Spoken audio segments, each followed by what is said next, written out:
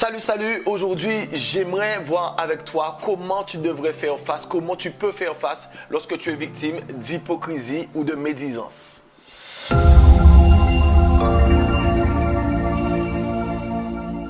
En général, j'ai pas pour habitude de me pencher sur ces sujets type hypocrisie, jalousie, ces choses-là, parce que pour moi, je dis que ce sur quoi on se focalise prend de l'ampleur. Et moi, j'aime pas donner de l'ampleur à ce genre de choses.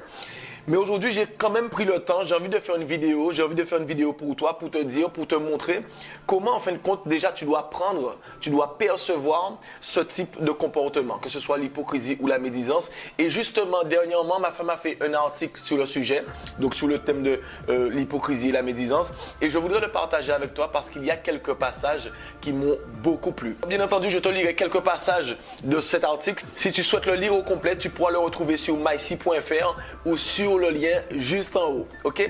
Alors cet article commence avec une phrase percutante. Alors, je commence par te dire la première phrase. Ne dépense plus ton énergie à défendre une image idéale de toi contre les critiques et ne cherche pas à la nourrir de compliments. Cela signifie tout simplement que tu dois apprendre à ne pas te sentir valorisé lorsqu'on te fait des compliments. Ta valeur doit venir de toi-même. Ton estime de toi doit venir de toi-même. Parce que cela signifie que si tu te sens valorisé lorsqu'on te fait des compliments, ça signifie aussi que tu te sentiras détruit si on te fait des critiques négatives, bien entendu. Ensuite, j'arrive sur une autre belle phrase qui dit que ce sont les personnes les plus critiquables qui sont toujours les plus critiquantes. Ça signifie en fait que tu verras en fait que beaucoup de personnes ont toujours des conseils à donner. Ils ont des conseils à donner surtout. Et la plupart du temps, ces personnes qui aiment donner des conseils, eux-mêmes ne font pas mieux.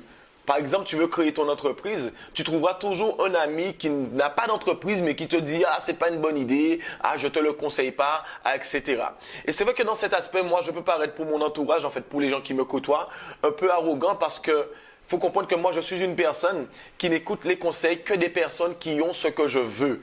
Et tu dois comprendre aussi que ça, c'est une façon de progresser. Ok?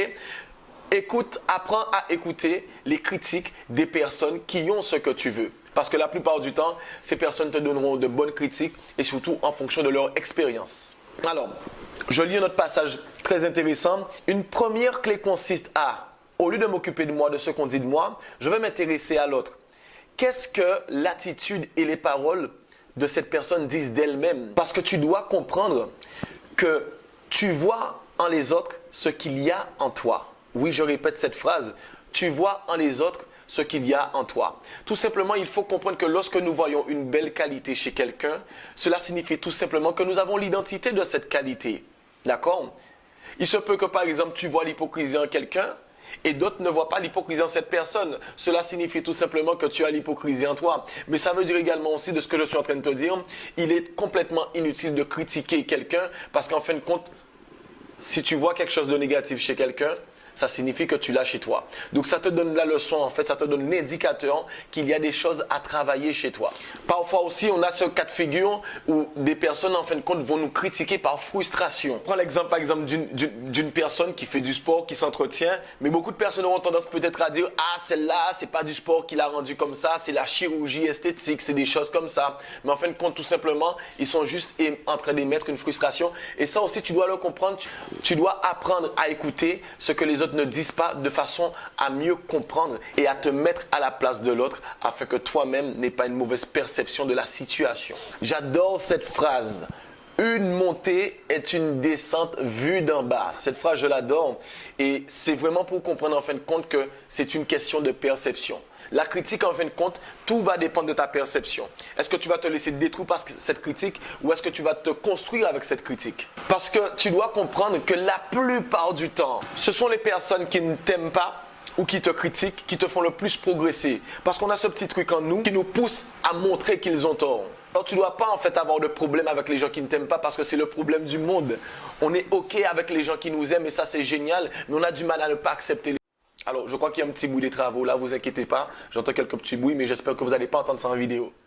Les gens qui nous aiment pas. Mais tu dois comprendre que ces personnes font partie de l'équation. Elles font partie du système et elles doivent exister. Et pour finir sur un petit passage de cet article, le regard d'autrui sur nous n'est pas forcément juste, ni 100% vrai, mais il n'est jamais inintéressant. Il y a toujours quelque chose à nous apprendre, quel que soit sur l'autre ou sur nous-mêmes. Ça revient un peu à ce que je disais tout à l'heure. J'aimerais te dire pour finir cette vidéo, ne prends jamais rien personnellement. Les gens critiquent par passion, par passe-temps ou tout simplement par frustration. Et la meilleure façon de faire face aux critiques, à l'hypocrisie ou même à la médisance, c'est tout simplement en ayant l'estime et la valeur de toi-même, de ce que tu vaux toi-même. Et comme j'ai dit, note ça. Et c'est très important. Ne te sens pas valorisé avec les compliments des autres. De ce fait, tu ne te sentiras pas détruit avec leurs critiques. La seule personne à pouvoir déterminer ce que tu es toi-même, c'est uniquement toi. Ne laisse pas les autres te dire ce que tu es. Détermine toi-même ce que tu as envie d'être et ce que tu es. Ok? Si tu es d'accord avec ça, si tu as apprécié cette vidéo, si tu connais des personnes qui ont besoin de voir cette vidéo, alors déjà mets-moi un petit like, un petit commentaire et surtout partage au maximum.